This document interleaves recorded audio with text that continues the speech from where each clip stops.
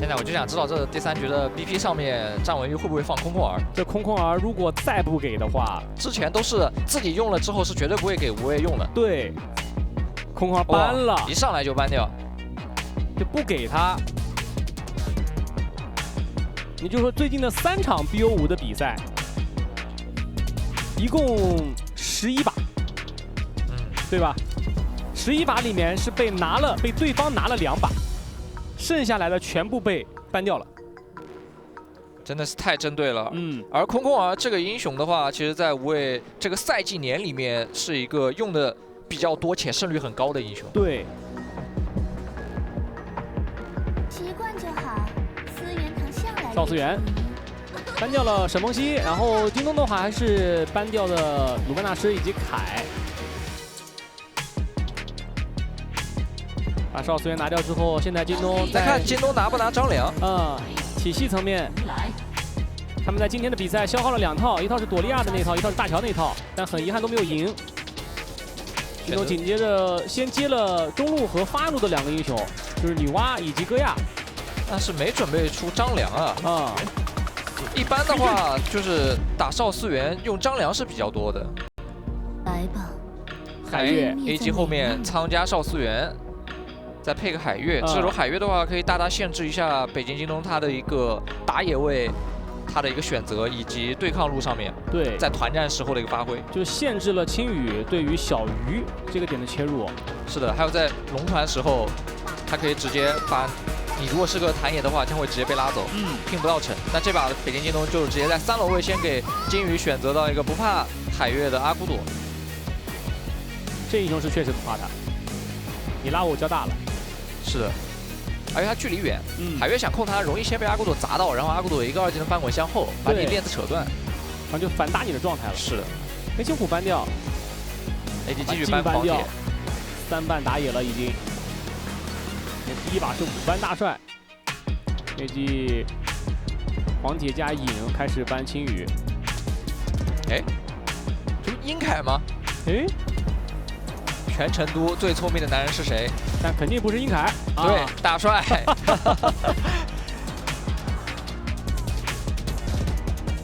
蒙恬。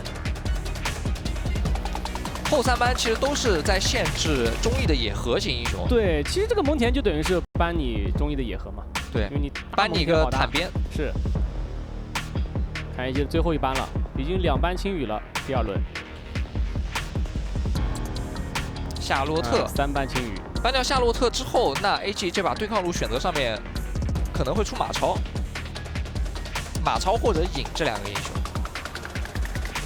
然后打野位上的话，如果是中意，就是他要跟轩辕，跟坦然去这么配的话，应该就是一个坛野，有夏侯有杨戬。长城在，故乡就在。苏烈。苏烈这个英雄拿出来给无畏使用，这是在本次年度总决赛第1次给无畏拿出苏烈，然后在夏季赛的2次苏烈使用，无畏都没有能够赢下来，就看这把他的发挥了。因为最近的苏烈在年总的出场率真的很高，画面也挺多的，对，2闪大招的那种开团也层出不穷。子阳的2闪大招，然后医生的各种绕后，对，以及最后的2手打野杨戬加边路的关羽。这个关羽选出来，我感觉京东的前2手的选择变得有点痛苦啊。前2手都挺怕关羽的4公阵的话，线上打关羽是好打的，很好打。然后团战的时候自己也有控制技能，可以断腿。但是他团战能不能进场？因为有个海月会盯他。对，到时候海月团战就是要盯他。纪晓满也是一样，就是考虑到打关羽的一个层面上，但是也是的，团战是要被海月盯的。除非他位置卡得好，然后直接一个一闪进去一个爆发，2-2走，配合自己的队友女娲这里再给个伤害，先把海月或者仓直接秒了。对于京东来说，这场 BO5，他要面对的是我不能尽可能不被零封，对他要尽可能拿小分，甚至说直接赢下比赛，因为他要跟苏州快手去抢分。但是苏州快手跟 AG 的比赛打满了。也就是说，如果我们大家在其他队伍的情况和成绩上是一样的，快手可能就是会因为这赢了 AG 的这2个小局，我比京东多了2个小分，以至于京东就没有办法去拿到精英组的这个第1名。而精英组的第1，它是可以直接晋级到淘汰赛的。对，如果你是精英组的第2、第3、第4、第5名，你首先要被大师组的第5名和第6名按照顺序先挑个对手，然后去打 BO7。 对吧？然后剩下来的精英组的2个队伍呢，自己彼此打一场 BO7， 这个叫做突围赛。你赢了之后的3支队伍才可以进到淘汰赛。也就是说，你会比提前进淘汰赛的队伍先打 BO7， 你就会多一场 BO7的样本给你接下来的对手去研究，压力有点大啊。因为我们整个年度总决赛，今年年度总决赛、去年年度总决赛的擂台赛的时间要短，赛程要更紧。 因为之前我们还是有1天2个比赛，2个 BO5的，这一次年度总决赛是1天3个 BO5，1天3个 BO5，所以很多队伍他会去打背靠背。你比如说像昨天的 AG 打完了，今天的 AG 还在打，之前狼队也有背靠背，很多队伍都会有背靠背，所以能够在突围赛不打比赛，休息一会儿是最好的。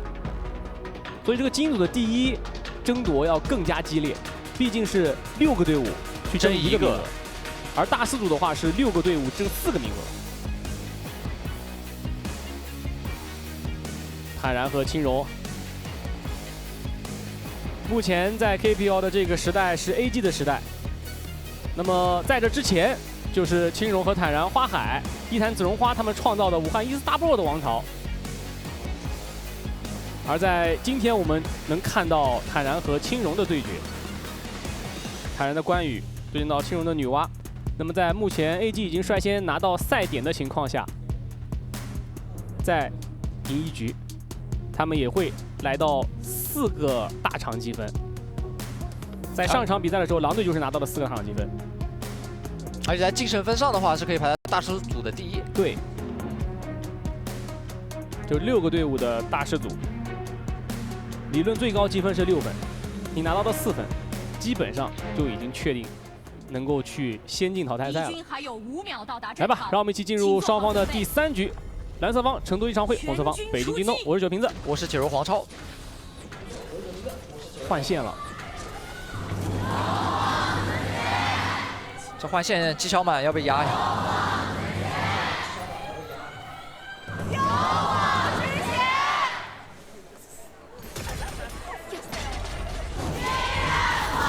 中路大帅直接在野区干扰金羽，干扰金羽刷野。 这样影响他的刷野速率，被动踢野怪走啊！无畏来了，留不住。哦，这波准备动手了，女娲到了。对，那就给矩阵夹。但这波没有先拍，反而自己被打出了被动。因为没有提前续好第3下。对他如果续好第3下的话，刚刚那个位置可以考虑利用小野怪续到3下之后闪拍。 就是 A 闪那一下，是的。那现在大帅到2级了，这个时候就更难留了。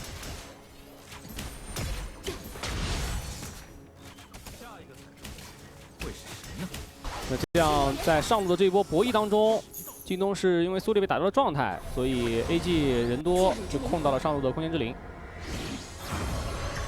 AG 还想继续来反这个劣质，这波是忠义过来了。第一是要给大帅。 夺其中。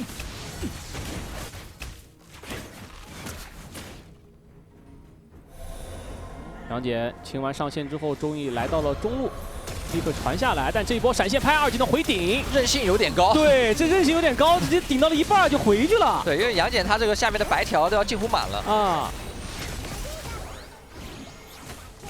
那如果要是低韧性的话，就能够顶回去。是的，因为杨戬这个时候是没有顶上鞋的啊。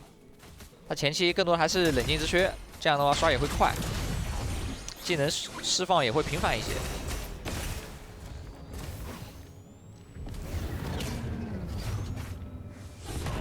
上路一轮资源抢完之后，直接再把小鱼换到下路来。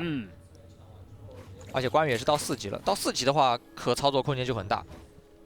经济上也是领先了纪晓满300块，在下路过的是要比青羽在上路过得舒服很多的。因为在比赛里面，关羽现在还是有2种出装逻辑啊，一种依旧是纯肉，还有一种的话就是黄盾加上暗影战斧那种。黄盾兵甲暗影战斧，小泽出的比较多的。那套是又有伤害又有坦度。对。然后打纪晓满的话，还是多出一些肉比较好。闪现直接交，因为看到苏烈了。是的，看到苏烈虚大招过来，这波不交闪是必被敲起来的。对。啊，苍交了这个闪现之后，这个龙团上面它输出环境会比较危险。哦，这波女娲矩阵加的很好。是的，大帅上去2-2，然后小鱼为了过去让大帅给自己身上放第2段1，把他接回来，然后2个人一起吃了青蓉的矩阵。对，青蓉的矩阵直接是封了 AG 的走位啊，封了 AG 下路双人组走位。然后大帅是跑掉了，但是小鱼那一波闪现是用来躲无畏的那个 L 草的拍，所以交掉了，以至于小鱼阵亡。这一波青蓉和无畏一起建立的下路的优势，会让北京京东在龙团上面多了很多的可能性。来看一下这一波，这一波大帅是有闪的，对他丢2，然后要小鱼要接他回来，对，但是你有闪，他没闪，对，小鱼没闪呀。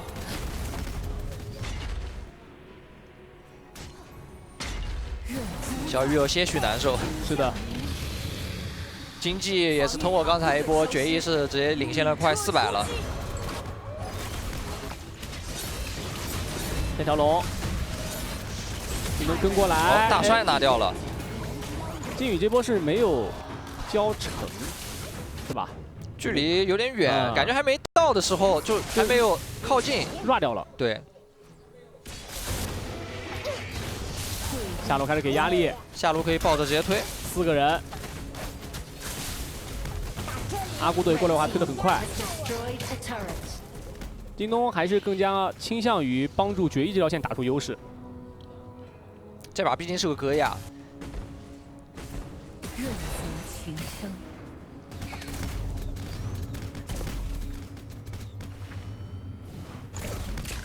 这烈之不敢反了。看到 AG 人过来，而且自己河道没人站了。对，只有他一个人。金宇来帮忙抢个线，有机会2个，但是这波金宇先被控了一套，所以大招交的稍微晚了一点，然后自己被打到了残血退回去。这波被大帅控的有些难受啊！大帅长生这里给他一波连环控。更多人看好的是 AG。女娲一个大招把下路兵线清了，后续这波就没技能了，要直接放塔。那上路的话，看看能不能换个节奏。想留中义，中义这个韧性很高，也不太好控他。他的韧性已经满了，他打个英雄目标就触发了。对，这波打到无畏身上了。法莲香帝先触发一波，但还好现在没有暴君争夺。女娲3技能开个草丛视野。这波被集火，一直能拍2个目标，然后旁边的戈亚黑鲨把他灌进去之后，跟青蓉2个人一起集火 ，rua 掉的长生，马上能秒完，然后中路的兵线运进去，抹一波塔的血量。关羽过来协防一下，就中塔的血量已经被耗很多了，后面阿古朵只要有1技能的话，还可以继续推。这波可以直接把 AG 的中塔给卸了。这2波京东下转中打的都挺好的。对，刚才就是决一和青蓉抓了一个很好的机会。青蓉提供控制，然后决一给了伤害之后，青蓉来了发诛灭。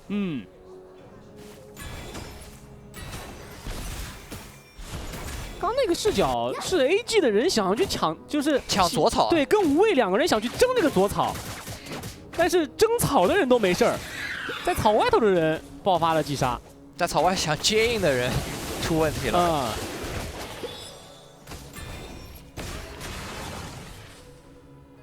现在局面上人头是京东更领先一些，但是经济上 AG 略微领先一些。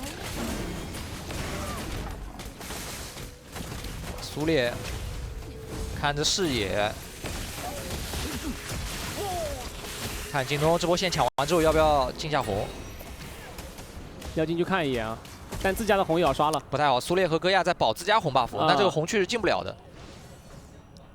但看一下 AG， 你没进 AG 的红，但 AG 要进你的红了。AG 说：“我这个红我先不打，我来反你的再说。”对，纪晓满在绕后，一个城，终于把红拿到手，然后苏烈赶紧2级的看停止，把纪晓满位置运回去。纪晓满这一波过来砸一下，再拨空，后续伤害不够，差一点，然后反而是海月给大刀拉了进去。青羽这个位置看能不能出得来，或在里面换一下，有点困难。但是出来这个出口，如果在里面没有能够杀掉纪晓满的话，那长生是出来必死的。 这波的话就是青羽他纪晓满先是蹲在左草守你准备回防的时候，我先一个卡墙一，然后2段1闪直接是砸你 C 位，砸你脆皮上女娲就补了一个大招。前面说到的一个画面打出来了。哎，这一波红区又打起来，杨戬没把自己回上来，最终被决一给收掉。那这把背景京东就会非常有希望拿下了。连战连捷，蓝 buff 被大帅拿走了。青羽纪晓满最高经济5700，这波靠资源上来，关羽就在旁边来顶一下，最终苍后续补了伤害，带走了青荣。青荣这个位置顶太前了，对，太靠前了，没有人帮他卡一个身后位。如果有人帮他卡身后位的话，他是可以在前点直接这么消耗的。但刚才实属不应该啊。 就你在这个位置的话，没人帮你看，你这关羽绕过来，你就必死无疑。是的。本来关羽选出来的时候我们就说了嘛，这局比赛决一和青荣2个人，他们选择这2个英雄，如果被坦然贴到很难活。坦然这把的出装也是黄盾加上兵甲，然后要做暗影战斧。对，有控又肉又输出。 又是一波，依旧是青荣，给完控制之后，苏烈顶进去，但自己在这里面被起火，有一个被动，拿出来之后，队友都能过来点灯的，没有人可以点灯。关羽过来之后顶一下，给个兵甲，戈亚这波顺势而为，冲进去带走了小鱼，最终自己倒地。决一精力换一个了，杨戬1上去，纪晓满2技能撤走，让京东损失下路双人组，2换1。 主要就是长生的一个大招拉到金羽了。你正常讲的话，哎，京东的这波先手其实是开得很好的，差点直接先秒了一个海月。但是呢，在海月残血的时候把阿古朵带走，在这个位置把战场定住之后拖了很久的时间，然后关羽进场之后，这个战局就一下子被扭转了。如果说第一时间拉扯好，不给海月拉走的机会的话，那这波京东其实很赚的。来看这波。 这不是站位太靠前了，他想上去耗了，对，他想在前点打这个消耗了，甚至说想试一试能不能造击杀，他想击杀小鱼的，对的。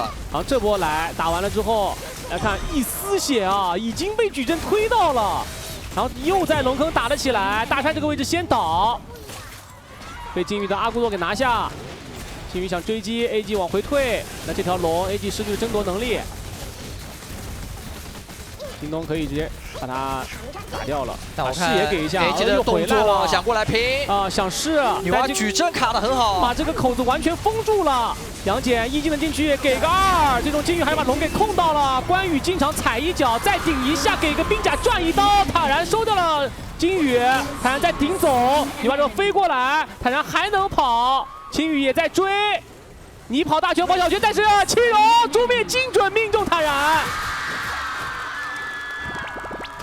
这是你的必经之路啊！哎，青羽这波连弹草丛，2-2踢走回有个苍穹，不着急，打出中意的法天象地。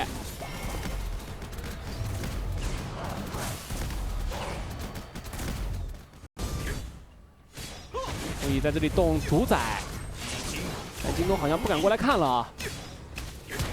能站视野的人都被打回家了，得等人复活。那这样的话 ，AG 就换条龙啊。 虽然暴君被京东给拿掉了，但京东因为 AG 拿完了这条暗影主宰，他们也不是很好利用这波龙去打推进了。是的。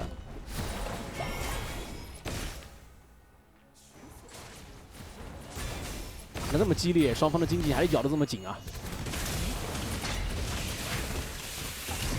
这波阿古朵上去有机会可以黏住杨戬，把人逼走了。 可以把视野抢占好，关羽在这个草里等机会。这波进草，阿古朵看到了，然后大帅想自己出来，然后来给忠义打个掩护，金羽甩了个1进去。别藏了。无畏想绕，在兜圈子。对，这纪晓满有想法，啊仓过去帮关羽了。是的，这波 AG 直接转上，顺着暗影之剑先压一个2塔。那京东得回去防上路啊。坦然先在草里面回点血，被阿古朵探出来了。AG 有点想要控制红 buff， 下路的线，北京京东并不是很好，让纪晓满去处理了。小鱼经济不错哦，这局比赛，9200块钱比决议要高。身上多了点闪剑。他这把不被青羽的纪晓满威胁到，其实他的环境还可以。是的，而且我看他装备上面应该还是要做一个不祥的。守护者志凯已经穿身上了。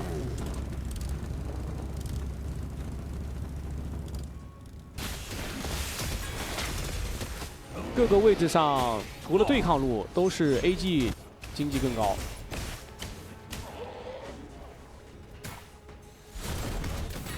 坦然，魔女出来了。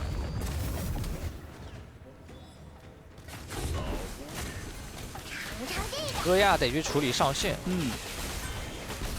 还好，龙还有30多秒才刷新。戈亚这么一漏 ，AG 这边可以再把视野往前挤一点，可以挤得更深。但是杨戬不要被阿古朵打状态啊，所以他这波回头一技能反凶了一套，虽然法力相机也出来了。啊，关羽这个位置，难道想直接在中路这个防御塔下动手？队友压不上去，没办法跟坦然的这个绕后形成配合。这波正面直接突进了，但是反过来决议暴露在了前头，直接被小鱼给点掉了，自己先手被控的。关羽这个位置拍马赶到，上去留人，无畏这个位置拍一下，但只能拍个杨戬没有用。关羽冲进去直接去顶阿古朵了，给人家顶回来一刀先砍掉了金羽。这波决议想自己上去操作一下，看看有没有机会，但是被 AG 这里的下路双人组反操作了一下。是的，剩下了无畏和青羽2个人。纪晓满在 AG 的野区点了回城，无畏能不能拉一波兵线的仇恨？兵线还是进去了，就看小满能不能出来把线给清掉了，好像有点来不及啊！跑车兵血量太多了，让我们恭喜成都 AG 超王会3比0拿下了这场比赛。